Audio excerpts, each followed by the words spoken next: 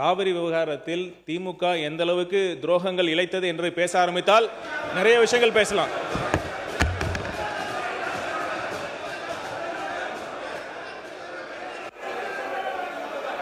இருங்க இருங்க, யாராவது ஒருத்தர் பேசுங்க. ஒருவர் பேசுங்க. மித்தவங்களாம் உட்காருங்க. யாராவது ஒருத்தவங்க பேசுங்க. மித்தவங்களாம் உட்காருங்க.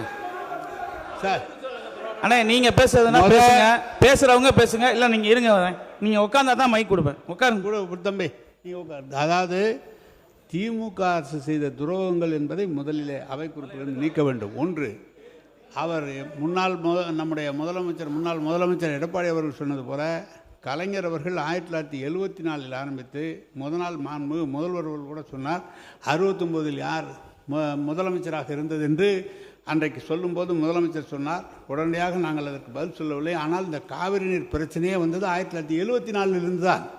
மறு ஒப்பந்தம் செய்கிற போது தான் இந்த பிரச்சனை. அந்த காலத்திலிருந்து இதுவரை தொடர்ந்து வழக்கு போடுவது, நேரடியாக பேசுவது, 3 முறை நேரடியாக சென்று பேசி வழக்கு போட்டு நடுவர் ஒன்று அமைத்து அதற்கான தீர்ப்பை உண்டாக்கி திருப்பி குடிநீருக்காக என்றவர்கள் மாற்றி அமைத்து தொடர்ந்து திராவிட முன்னேற்ற கழகம் அந்த நடவடிக்கை எடுத்துக்கொண்டு வருகிறது. உங்களுக்கு தெரியும், நீங்கள் உடனடியாக துரோகம் பண்ணிட்டுலாம் நாங்கள் விவசாயிகிட்ட போக முடியாது.